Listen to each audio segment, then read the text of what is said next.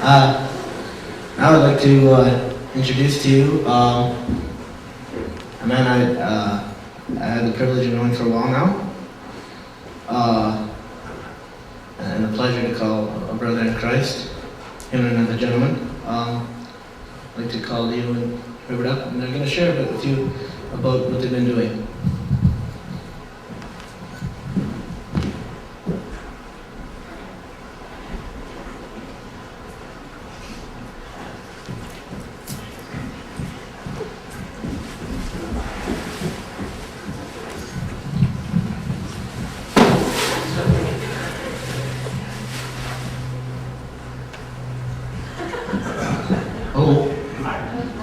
This is me. It's a bit of a story behind this one. We stopped in at this store here and picked up some snacks, and I noticed this bar and it had a big hunk on it, so I thought, well, I'll buy it. And I thought, wow, okay. So to add a little bit more to the story, I says, you know what? I think they named a bar after me. So anyways, that's how that went,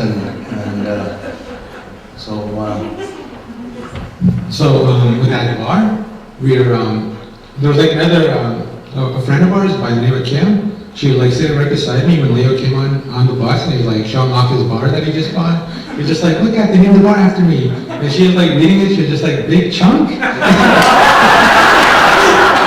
started laughing right away. I'm just like, no, read it again. She was just like, oh, big hunk. But yeah, well, this is us at the Grand Canyon. That was like, it was amazing. Just our trip to Mexico, leaving from Winnipeg, I guess, and just getting to travel all the way down to Mexico. That was like a 2-week trip. No, well, actually it took a week to get to Mexico. And like during our way, we got to like go to Grand Canyon. It's like my first time being at the Grand Canyon. You know, just it was amazing. We got to drive. We had to drive.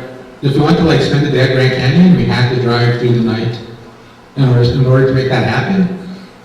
And so as soon as we got there, we got there like early in the morning, and just watching the sunrise was just like really beautiful, and you know, just like this is what God like wanted us to witness, you know, just something like that, and like just.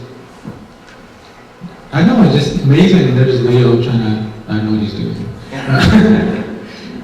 Yeah, I was trying to push this rock over, but it didn't work. But it was a beautiful morning. The sun was just coming out, and this was in Arizona, right? Yeah, and. It was like about 6 o'clock in the morning, so we all got out and had a little stretch, and we saw this little chunk of rock in the middle of nowhere, and so we thought we'd climb up there, and I thought I'd try and push it over, but it didn't go. So anyways, that's how that one went.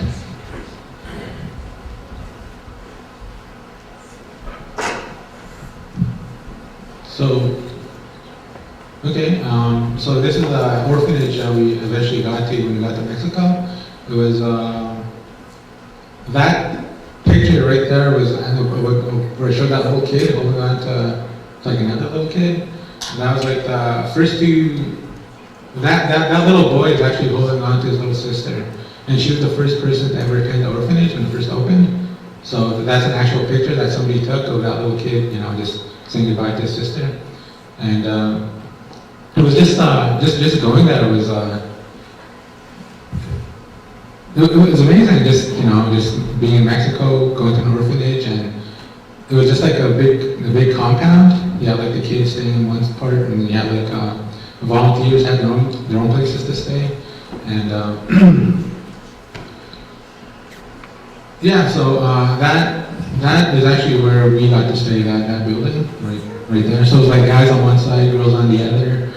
In the middle, we always had like the schedule posted as to what we were going to be doing that day. And so we'd wake up like at 7, I think. Yeah, we'd have to like wake up at 7 if we wanted breakfast.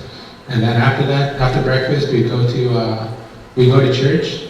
we have like a little service, and then after church, you'll hand out assignments to everybody who was there. And that was like, what they handed out is basically how you spent your day. So some people like Leo, he was like actually he was like constructing a room when he was down there because he knew how to do that. So they gave that to Leo. So that's what he was doing when he was down in Mexico, just building these rooms. And as for me, just like I think the next picture actually shows. Well, no, okay, so that's a compound. That's how everything's laid out. You have like the orphanage, and then like I forget which one's the school, but there's a school in there too for Bible college. So it's it's pretty amazing that all that belongs to the orphanage, and all that, everything there is just like everything is run on donations, everything, the whole orphanage. So it's like some of the stories that they have of how they needed supplies but they couldn't get it, but how God always managed to God always just pulled through. And the thing that I kept hearing when I was down there was just that the thing they kept saying again was just like God will just give you enough. He won't give you more. He'll just give you enough just to make it. And that was true. And just like there's this one story, if I can remember it, about there's a medical station there too, and it was like people who needed surgery. They would go there, but they were running out of what do you call it? Anesthetic? Yeah, they're running out of anesthetic. So if they were going to perform all these surgeries, they had like a huge lineup of everybody like around the other communities surrounding the place. They brought everybody there, and slowly they kept the more people came, the more they were like slowly running out of anesthetics. And then eventually it got to a point where it was just like they were gonna have to turn people away because they were like just running out. But it turns out though that when they eventually got to the last person, that's when they got to the very last drop of their anesthetic. So just like they didn't know how that happened. They were just like, we didn't know how we were gonna like give all these people the surgery that they needed when we were running out of medicine. But in the end, they managed to get everybody, they managed to get everybody who needs surgery, fixed and healed and all that stuff. So that's pretty cool. And again, they just said, God will just give you enough. And so that's pretty awesome when I heard that. I don't know who those guys are. Just sitting around reading it. I don't know. one of the orphans, I guess. It was pretty cool just getting to hang out with the kids. And for me, I didn't like get to hang with he's probably like what, 4 maybe.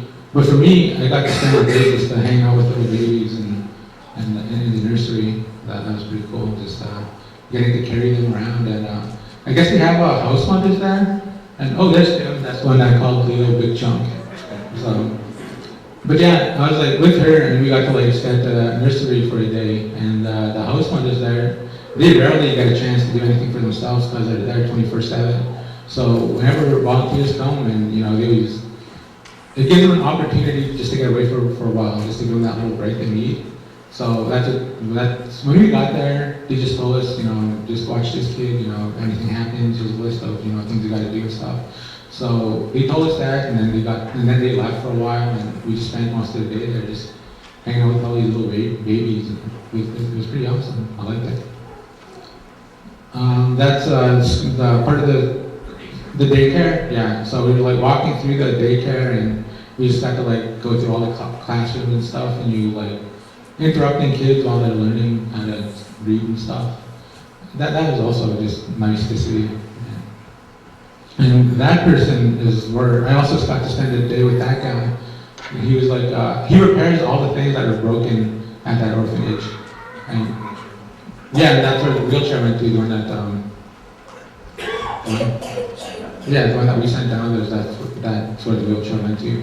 But he had like this big shop, and I got to actually spend the day with him. which was cool, but at the same time, he was like just speaking in Mexican, and I didn't understand him. So that was, but the thing I did understand is like, he got me to clean up the shop, which I did, and you know, that killed like a good hour doing that.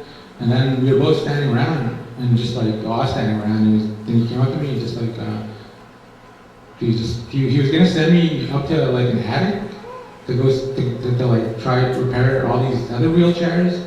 And when we got up there, it was like really hot, and I was just like, holy smokes, like, you know, this is crazy. And that guy must have saw my face. He was just like, all right, come back down. So he did that. Then he like gave me a hospital bed. He wheeled it my way, and he just like, take that apart, all of it, just take it all apart. And I was like looking at it, and I was just like, I don't know how, I didn't even know where to start, you know, just like an actual, the hospital bed was just like fully functional, and it was just, but you know, he just told me to take it apart, and I was just like looking at it for like the longest time. I was like, I don't know how to do this. I didn't know where to start. And then eventually though, I did manage to like take the whole thing apart. And you know, I was just like, there's got to be a lesson in this, but I don't know what it is. So I was thinking about it. And then when I was done, I was just like, well, I think the lesson was for me was like, with the right tools and the patience, you'd be able to like just, you know, just do anything, you know, just it just taught me about patience and just taking my time with stuff. So I was glad helping that guy anyway. That was pretty cool. This is part of the medical center that I was talking about, and you know, this is where most of their stories came from about, you know, how the miracles that God was working. They just like, I don't know, honestly, if you guys haven't been there, you guys gotta go. Just the stories that they'll tell you, and just like being down there and getting to witness all this for yourselves, just like nothing compared to like these, you know, these pictures. Like just to have that experience, I said just go for it, you know, just do it. It's just cool to have that, you know. Oh, this is like the schedules that we followed every day. We'd always like change it around, but yeah. So we like wake up at 7, and then we won't be done until 11 p.m. at night. It was like just a full day of work. What was good though is somebody said being at the orphanage was better than a vacation. Everybody just had a good time doing it, despite the fact that we had to work. Had to be up at 7, and we weren't done until like 11. It was just like, it didn't matter, you know. Just being down there was, you're just filled with this joy, you know. Just being there, I don't know, I can't describe it. It's just amazing. There's me, and there's Rahel, and we're helping to lay foundation for a basketball court at a place called Rancho de Cristo. Rancho de Cristo is like is a place for runaways or criminals who. There's a guy by the name of Hans. He runs the place, and the way he does it is that he'll take in a criminal, or he'll take in a homeless person, and he'll tell them, you know, if you want to stay here, this is how long you have to stay with me. And during this time, you know, you're gonna learn about God. You know, you might not have that relationship right now, but you're gonna learn about God, whether you like it or not. And this is the work that you're gonna have to do for us, you know. And the thing is, like, with everybody who's been working with Hans, everybody has been given the life to God. Everybody knows, you know, what it is to work for God, to have that relationship with God when they're done. And like this is part of the same thing where everybody pitched in to lay a foundation for the basketball court that they were building there. There's just a bunch of guys there too, and like there's nothing around Rancho de Cristo, just a huge desert. So if you wanted to run away, you know, good luck with that. You're like the heat, and you have like scorpions all over the place. And just like it was crazy. But the cool thing too is that there's the ocean right beside that place, and everybody is talking about, oh, Mexico's gonna be so hot. You know, what are you gonna do with the heat? And that kind of got me worried. But then being at this place, just you could just feel the breeze off the ocean, and it was actually getting cold just being there. It was like it was beautiful though, just that breeze just coming from the ocean. I was like, this is an amazing spot just to have like something like this that, you know, to help these people. So And there's Ziggy. Ziggy is the guy in the middle with the white shorts. He's the one that organized the trip to Mexico. Ziggy is an amazing guy, and just like I'm glad that I'm glad that I have him in my life. And yeah. So there's a part of Rancho de Cristo. Everything just and that when you see the whole thing, it's hard to believe that everything started like in that. They say that everything started in a room the size of the one you see on the left. That little room, that's all they had to start off with. But when you go there now, you see like that building, plus they're like making other rooms for more people to come and stay there and help them and whatever. But just it's just a beautiful place to be, and I can't wait to go back there. And there's Leo getting baptized, and there's Ziggy, and there's Ziggy's kid. But this, for me, is like the highlight of my trip, because leaving Gladstone, just outside of Winnipeg, on my second day, in Mexico, and watching Leo walk onto the bus, is like, as soon as you saw Leo, you could tell he had his walls were up already, He had that air about him, like, just, stay away from me, don't talk to me, just just leave me alone. And so, like, he didn't say that, but you just tell him, just looking at him, he had that heaviness with him. So along the way though, just like being on that bus, the week it took for us to get to Mexico, along the way you could kind of start to see that change in Leo. That hardness. He became to like just get a little bit softer each time. And like even at one point though, he just like I remember him sitting on the bus. He's like looking around. He's just like, I didn't even know what I'm doing on this bus. Ziggy asked me to come, but I'm not sure why. I don't even want to be here. And I remember him saying that. I was like, whoa. And then at one point too, after that, Ziggy looked at Leo and he's just like, just to lighten the mood. He's just like, when we get to Mexico, I'm gonna baptize you. You're gonna give your heart to the Lord, and I'm gonna baptize you. And Leo was just like, yeah, right. And but just that time we had on the bus, it was like the cool thing about being on the bus was like they had no distractions. There was like no TV, no internet. No whatever. Just all we had was each other on that bus to keep us for entertainment. We just had each other, and when we quickly became a family on that bus during that first week.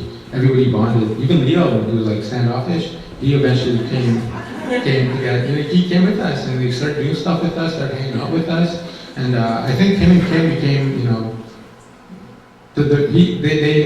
they had a relationship before any of us got to know Leo.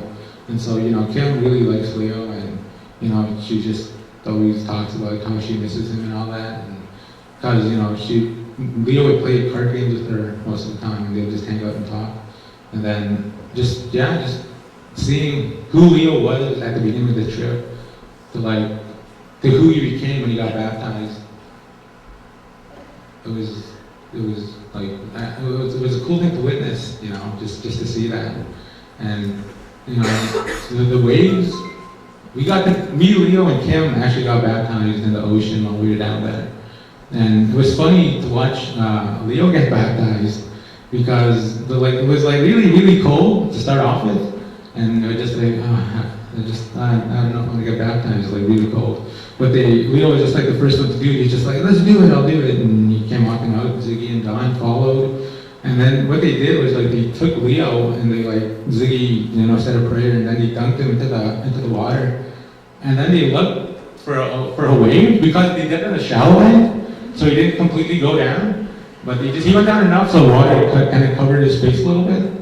And they held him down there for a while. And there was this wave in the distance they were both looking at. So Leo was just in the ground there for a while, in the water there for a while. They're just looking at the wave coming in. Eventually it came in, and just and they pulled Leo back up. And it was that was the longest baptism I think I ever saw.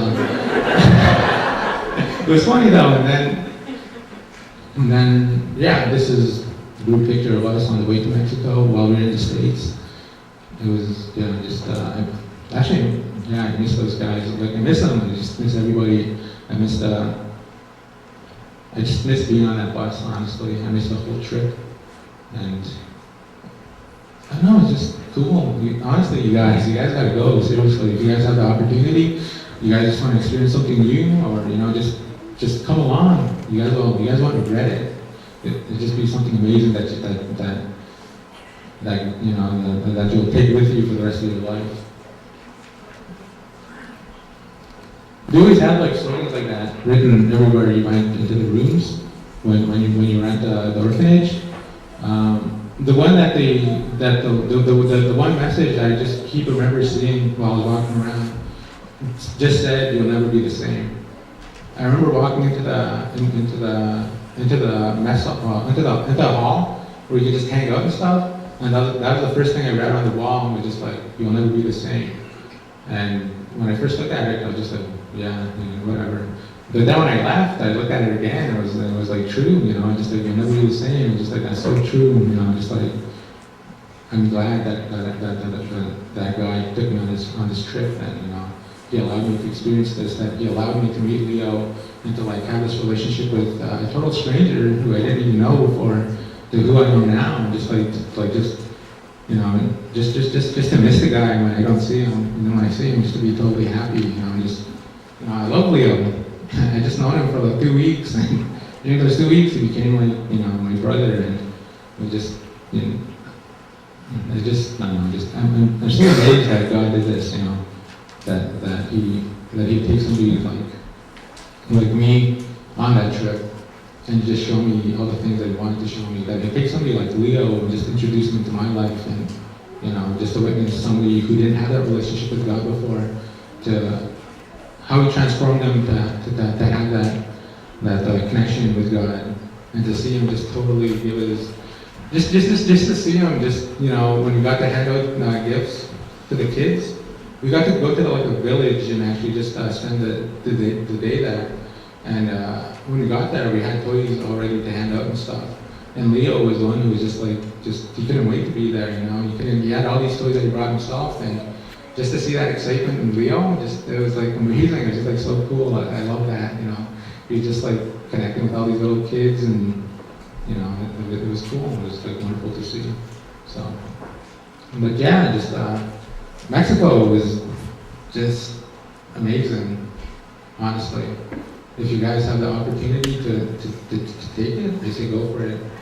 You know, just going down there, some people are just like, "I heard Mexico's crazy, that they kidnap people, and you know, there's a bunch of bad stuff going down." You know, just like, well, we didn't see any of that when we got down there. The trip we had was just like wonderful and amazing and fun and you know, exciting, and I don't know, it was just it was cool that when I first heard about Mexico, how it was just a thought I had, you know, it was just like a thought, just being like, it would be so cool to go to Mexico, just to see, you know, just find God, and just to see how God works somewhere else other than the law. And then, you know, God made it happen. He took that, he took that dream I had in my head, moved it to my heart, and made it a reality, you know.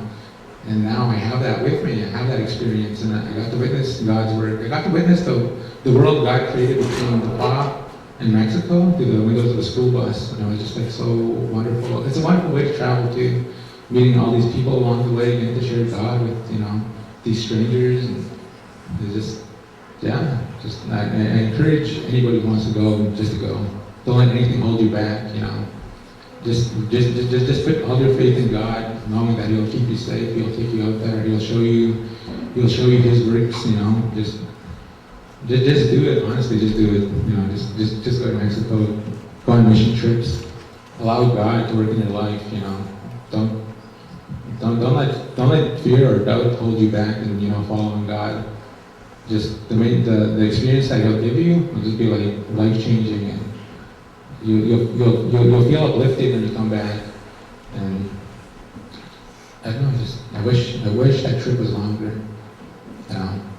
2 weeks went by quickly, and I don't know, do you want to say anything? That was very well put there, my friend. It's very nice coming up here and sharing this with you people tonight. I'm not much for words, but what I do have to say, I'm going to speak with my heart, because I think God is working in my life somehow, and it was a very, very interesting and an eye-opener to me. It was something that I was, I think, very happy to be on this trip and to be so close to these people after the trip was over and to meet these people and like it's just beyond words for me and the experience that I had going through that orphanage, you know, it's just overwhelming what I saw there. And so yeah, it was a very, very interesting trip. I am very fortunate to meet these people and to be standing here in front of you people and saying this. And it's been a very interesting 6 years that I've been coming to this church and meeting a lot of you people and how God's working in your life and it really honors me to walk through these doors and out these doors to know that there is somebody out there that really does care for somebody like me and hope for me you know, I'm really honored to have so many people in my life and the way some of you people have treated me, it's just overwhelming. So I just wanted to say thank you to that and this trip that is coming up, I am looking forward to doing it again. And there is a box out there if you want to do some donations. It's up to you, and whatever you feel like putting in, it's up to you. But there is a bus waiting for us in Kelowna, and there is a bus Ziggy is trying to get a hold of in La Paz. There's going to be 2 buses that are going down, and I'm just hoping that maybe some of you guys would open up to some of this and come down with us. Okay, so just quickly, you guys are taking these buses down, and the buses are staying when you guys come back, right? Yes. And when you took the buses down, we saw the wheelchair and that went. What else went with it? That was some toys and the peanut butter. Okay. So as far as donations, there's the cash just to cover gas on the way and stuff? Yes. But again, you'll be looking for suitcases, toys, peanut butter, whatever we can do. And when is the trip going to be? They figured maybe the second week in August. The second week in August? Okay, so as we get close to that date, if we're interested in helping these guys out with their trip, just keep them in prayer, and if you have something to donate, you can collect it here, or you can send it to the PA if you're anywhere near there. But thank you guys. Okay, thank you very much. Good luck with it.